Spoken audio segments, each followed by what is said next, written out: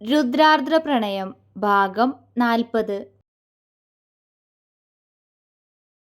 ആർദ്രയുടെ നിറഞ്ഞൊഴുകുന്ന കണ്ണുകൾ കണ്ട് ആയുഷിന്റെയും കണ്ണുകൾ നിറഞ്ഞു. സ്വന്തം ചോരയെ മറ്റൊരുവന്റേതെന്ന് താൻ തന്നെ പറഞ്ഞു കേട്ടതിലുള്ള അവളുടെ വേദന എത്രത്തോളം ആയിരിക്കുമെന്ന് ആയുഷിന് ഊഹിക്കാവുന്നതേയുള്ളായിരുന്നു. പക്ഷേ അവളും ചോദിച്ചില്ലേ അവളുടെ അമ്മയോട് എനിക്കും പാറുവിനും എന്തു കുഞ്ഞാണെന്ന്. അപ്പോ എനിക്കെന്തുമാത്രം നൊന്തു കാണും. അവൻ നിറഞ്ഞ കണ്ണുകൾ ആരും കാണാതെ പെട്ടെന്ന് ഷർട്ടിൽ തുടച്ചു. കുറച്ചൊക്കെ കരയാതി. അറിയാടി, ഇതുവരെയും നിന്റെ കണ്ണീര് തോർന്നിരുന്നില്ലാന്ന്. പക്ഷേ അന്ന് നിന്നോടൊപ്പം അല്ലെങ്കിലും ഇവിടെ ഞാനും കരയെന്നായിരുന്നു. ഞാൻ പീലിക്കൊപ്പം സന്തോഷമായിട്ട് ജീവിക്കാവെന്ന് കരുതി നീ ജീവിച്ചപ്പോ നീയും നമ്മുടെ കുഞ്ഞും എവിടെയാവുന്നറിയാതെ തകർന്ന ഹൃദയത്തോടെ കിടപ്പിലായ ശരീരത്തോടെ ഞാൻ ഉരുകി തീർത്തതൊന്നും നീ അറിഞ്ഞിട്ടില്ല.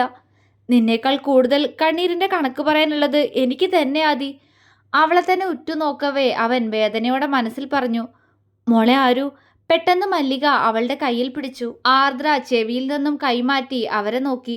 മതി മോളെ വിഷമിച്ചത്, അകത്തേക്ക് ചെല്ല്, ക്ഷീണം കാണില്ലേ. മല്ലിക അവളോട് സ്നേഹത്തോടെ പറഞ്ഞു.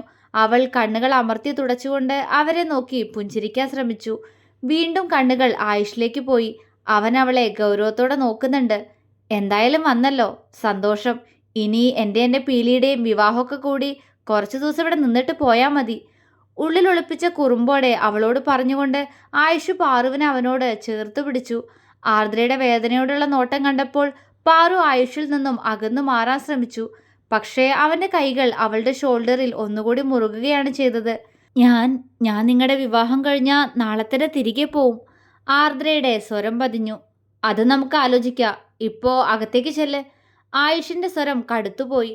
അവള് തലയാട്ടിക്കൊണ്ട് മാവിന്റെ ചുവട്ടിൽ നിൽക്കുന്ന മനുവിനെയും അബിയെ നോക്കി. മനു അവനോട് ചിരിയോടെ എന്തൊക്കെയോ പറയുന്നുണ്ട്. അത് കണ്ട് ആർദ്രയുടെ മുഖം വിടർന്നു പോയി. എന്താ മോളെ? സാവിത്രി ചോദിച്ചു. എൻ്റെ മോൻ. അവൻ വന്നോളും മോളെ, മോള് വാ, നമുക്ക് റൂമിലേക്ക് പോവാ. സാവിത്രി പറഞ്ഞതും ആർദ്ര തലയാട്ടി ആയുഷിനെ നോക്കി. ചെല്ല്. അല്ല, നീയിപ്പോൾ സാരിയാണോ ഉടുക്കാറ്? അവൻ അവളെ നോക്കിക്കൊണ്ട് ചോദിച്ചു. സാരിയിൽ അവൾ അല്പം മുതിർന്ന ഒരു സ്ത്രീയെപ്പോലെ തോന്നി അവന്. കുറച്ചുകൂടി പക്വത തോന്നിക്കുന്ന മുഖം. ഭംഗിയുണ്ട് സാരിയിൽ കാണാൻ. പക്ഷേ എൻ്റെ ആദ്യ കൊച്ചുകുട്ടിയല്ലേ, അവൻ മനസ്സിൽ പറഞ്ഞു. ഇടയ്ക്ക് സാരി ഉടുക്കാറുണ്ട്. അവൾ പറഞ്ഞുകൊണ്ട് തിരിഞ്ഞു നടന്നു. ആയുഷ് അവൾ പോകുന്നതും നോക്കി നിന്നു. സിറ്റ് ഔട്ടിലേക്ക് കയറിയതും അവിടെ ചാരുകസേരയിലിരുന്ന് തന്നെ നോക്കി പുഞ്ചിരിക്കുന്ന കാർത്തികേയനെ അവൾ വെറുതെ ഒന്ന് നോക്കി. എന്തിനാ ഇപ്പോ ഈ നോട്ടം, ഈ പുഞ്ചിരി എന്തിനാ? ആർദ്ര ഓർത്തു. ഇനി എന്നെ പരിഹസിക്കുകയാണോ? എല്ലാം നഷ്ടപ്പെട്ട് ഒരു കുഞ്ഞുമായിട്ട് വന്നോന്ന് കരുതുന്നുണ്ടാവോ? അവൾ ആലോചിച്ചു. ആരു സുഖാണോ? അയാൾ വാശിയെല്ലാം മാറ്റിവെച്ച് അവളോട് സംസാരിച്ചു. ആർദ്രയ്ക്ക് തെല്ലും അത്ഭുതം തോന്നി. വാശിയായിരുന്നല്ലോ ഞാൻ തന്നെ ആദ്യം സംസാരിക്കണമെന്നൊക്കെ. ഇപ്പോ അതെല്ലാം മാറിയോ? അവൾ അത്ഭുതത്തോടെ ഓർത്തു. സുഖം എനിക്ക്, അവൾ താഴ്ന്ന സ്വരത്തിൽ പറഞ്ഞുകൊണ്ട് അവളുടെ റൂമിലേക്ക് നടന്നു. കാർത്തികേയൻ അവൾ പോകുന്നു നോക്കി വേദനയോടെ ഇരുന്നു. ആർദ്ര അകത്തേക്ക് പോകുന്നത് കണ്ടതും മല്ലിക പെട്ടെന്ന് മനുവിന്റെ അടുത്തേക്ക് ഓടി. അത് കണ്ട് ഒരു പുഞ്ചിരിയോടെ ബാക്കിയുള്ളവരും. മനുവിന്റെ കയ്യിൽ നിന്നും അഭിയെ വാരിയെടുക്കുമ്പോൾ മല്ലികയുടെ കണ്ണുകൾ നിറഞ്ഞൊഴുകിയിരുന്നു. ദാസ് ആയുഷിന്റെ പുറത്തൊന്ന് തട്ടി അയാളുടെ കണ്ണുനീർ തുടച്ചു നീക്കി. പത്മനാഭനെ കണ്ട് അഭി ചിരിച്ചു. എല്ലാവരും അവനെ മാറി മാറി എടുത്ത് കളിപ്പിക്കുകയാണ്. ആയുഷ് കൈകെട്ടി നിന്ന് പുഞ്ചിരിയോടെ അത് നോക്കിക്കണ്ടു. എല്ലാവരുടെയും സ്നേഹപ്രകടനത്തിന്റെ ഇടയിലാണ് അഭി വീണ്ടും ആയുഷിനെ കാണുന്നത്. അച്ഛാ, അഭി കണ്ണു വിടർത്തിക്കൊണ്ട് വിളിച്ചു. എന്തോ? ആയുഷ് അവൻ വിളിച്ചതുപോലെ കൊഞ്ചലോടെ ചോദിച്ചുകൊണ്ട് അവന് നേരെ കൈ നീട്ടി. അഭി പെട്ടെന്ന് തന്നെ അവന്റെ കയ്യിലേക്ക് ചാടി. ചാ, അവൻ വീണ്ടും വിളിച്ചു. എന്താ മുത്തേ, അച്ഛ തന്നെയാടാ പൊന്നെ. ആയിഷ അവന്റെ കവിളിൽ ചുണ്ടമർത്തി. അഭിയും അവന് ഉമ്മ വയ്ക്കുന്നുണ്ട്. എന്നാലോടാ ചെക്ക, ഞാൻ നിന്റെ അമ്മയിട്ടൊന്ന് വിരട്ടാന്ന് കരുതിയപ്പോ നീ അവളുടെ മുന്നിൽ തന്നെ എന്നെ അച്ഛാന്ന് വിളിച്ചു കളഞ്ഞല്ലോടെ കുറുമ്പ. ആയിഷ കുഞ്ഞിന്റെ വയറിൽ മുഖമിട്ടുരസി. അഭി പൊട്ടിച്ചിരിച്ചു. നീയൊന്നല്ല ഞെട്ടിയത്, ശരിക്കും ആരോ ഞെട്ടിയത് ആയുഷ്. അവള് കരുതി കാണില്ല ഫോട്ടോയിൽ മാത്രം കണ്ടിട്ടുള്ള നിന്റെ മുഖം കുഞ്ഞ് തിരിച്ചറിയുന്നു. മനു ചിരിയോടെ പറഞ്ഞപ്പോൾ ആ ചിരി എല്ലാവരിലേക്കും പടർന്നു. ആയുഷ് അഭിയുമായി മുന്നോട്ട് നടന്നു. അവനോട് ചിരിയോടെ എന്തൊക്കെയോ പറയുന്നുണ്ട് ആയുഷ്. ഇടയ്ക്കിടയ്ക്ക് ചുംബിക്കുന്നുണ്ട്. ആയുഷ് ശരിക്കും സന്തോഷത്തിലായിരുന്നു. അത് കണ്ടുനിന്ന് എല്ലാവരുടെയും മനസ്സ് നിറഞ്ഞു. പാറു സന്തോഷം കൊണ്ട് നിറഞ്ഞ അവളുടെ കണ്ണുകൾ അമർത്തി തുടച്ചു. എൻ്റെ മോനാ അലോക് രുദ്രായുഷ്. കാർത്തികേയന്റെ മുന്നിലായി അഭിയെ കൊണ്ടുവന്നിരുത്തിക്കൊണ്ട് ആയുഷ് ഗൗരവത്തോടെ പറഞ്ഞു. അയാൾ കണ്ണു വിടർത്തി കുഞ്ഞിനെ നോക്കി. ആർദ്രയുടെ ചെറുപ്പം പോലെയാണ് അയാൾക്ക് പെട്ടെന്ന് തോന്നിയത്. പക്ഷേ ആയുഷിന്റെ മുഖഛായയുണ്ട്. അയാളുടെ കണ്ണുകൾ നിറഞ്ഞുപോയി. സേതു പെട്ടെന്ന് കുഞ്ഞിനെ എടുത്ത് കാർത്തികേയന്റെ മടിയിലേക്ക് വെച്ചു കൊടുത്തു. മുത്തശ്ശനാടാ. അയാൾ അവനെ കൊഞ്ചിച്ചു. പക്ഷേ അഭിക്ക് അയാളെ ഇഷ്ടായിട്ടില്ലാന്ന് തോന്നുന്നു. അവൻ നല്ല കരച്ചിലാണ്. അത് കണ്ട് അയാളുടെ മുഖം മങ്ങിപ്പോയി. ആയുഷ് പെട്ടെന്ന് കുഞ്ഞിനെ വാരിയെടുത്തു. ഇവന് നിങ്ങളെ ഇഷ്ടായിട്ടില്ലാന്ന് തോന്നുന്നു, അവൻ പരിഹാസത്തോടെ പറഞ്ഞു. അയാൾ മിണ്ടിയില്ല. അല്ലെങ്കിലും അത് നന്നായി. എൻ്റെ ആദിക്ക് കൊടുക്കാത്ത സ്നേഹം നിങ്ങൾ എൻ്റെ മോനും കൊടുക്കണ്ട. ദേഷ്യം നിറഞ്ഞ സ്വരത്തോടെ അത്രയും പറഞ്ഞുകൊണ്ട് അവൻ കുഞ്ഞുമായി അകത്തേക്ക് നടന്നു. കാർത്തികേയന്റെ കണ്ണുകളിൽ നിന്നും 2 തുള്ളി അടർന്നു വീണു. വർഷങ്ങൾക്ക് ശേഷം തൻ്റെ റൂമിലേക്ക് കയറിയപ്പോൾ പരിചിതമായൊരു ഗന്ധം തന്നെ പൊതിയുന്നത് അവൾ അറിഞ്ഞു. ആയുഷിന്റെ പെർഫ്യൂം സ്മെല്ല് പോലെയാണ് അവൾക്കത് തോന്നിയത്. ആർദ്ര പോയ ശേഷം തറവാട്ടിലേക്ക് വന്നാൽ ആയുഷ് സ്ഥിരം കിടക്കുന്നത് അവളുടെ റൂമിലായിരുന്നു. അത് അവൾക്കറിയില്ലല്ലോ. തൻ്റെ തോന്നലാവുമെന്ന് കരുതി അവൾ പതിയെ ബെഡിനരികിലേക്ക് നടന്നു. അപ്പോഴേക്കും അവളുടെ ബാഗെല്ലാം സാവിത്രി അകത്തേക്ക് കൊണ്ടുവന്ന് വെച്ചിരുന്നു.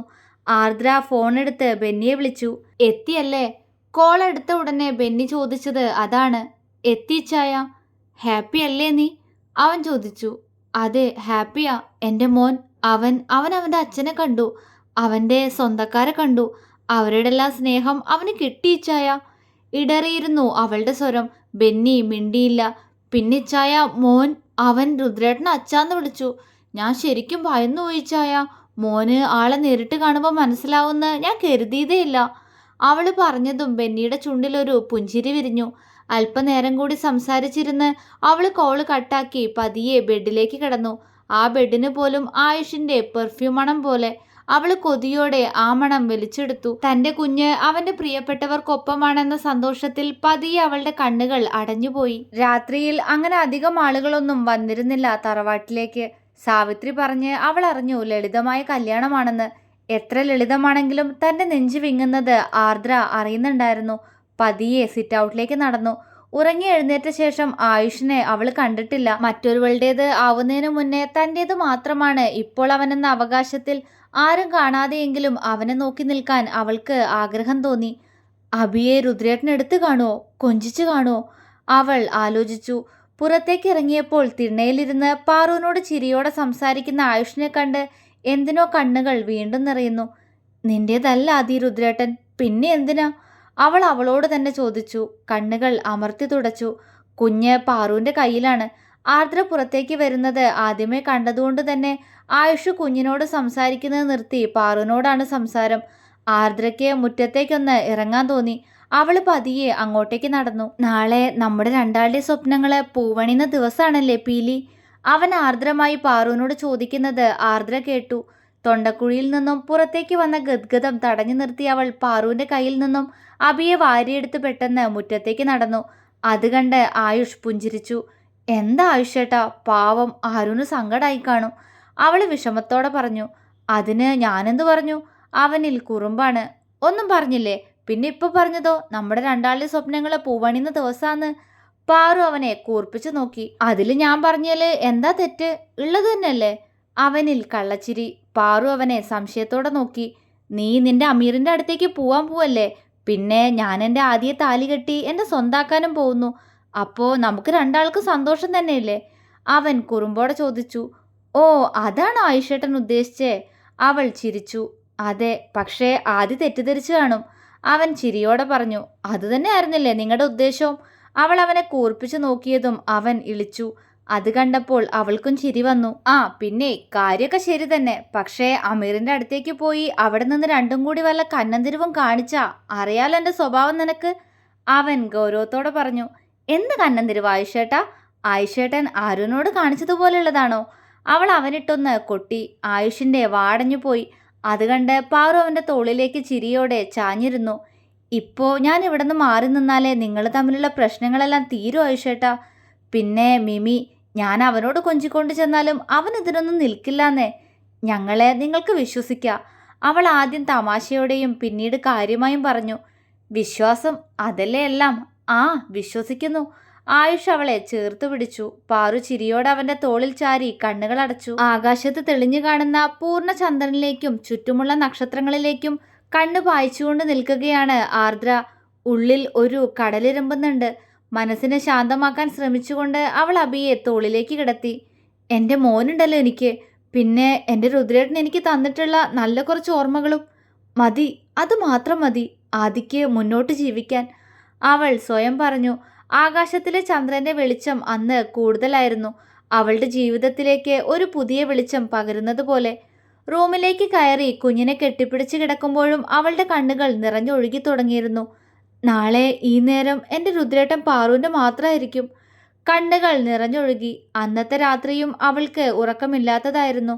മുകളിലെ തൻ്റെ റൂമിൽ അന്ന് ആയുഷും ഉറങ്ങിയിരുന്നില്ല. നാളെ തൻ്റെ ആദിയെ നെഞ്ചോട് ചേർത്ത് പൊതിഞ്ഞു പിടിക്കാനുള്ള കൊതിയായിരുന്നു അവനിൽ മുഴുവൻ. ഉറക്കം വരാതെ അവൻ തിരിഞ്ഞും മറിഞ്ഞും കിടന്ന് നേരം വെളുപ്പിച്ചു. അങ്ങനെ ഇന്നാണ് ആ ദിവസം, രുദ്രായുഷിൻ്റെ വിവാഹം. തുടരും.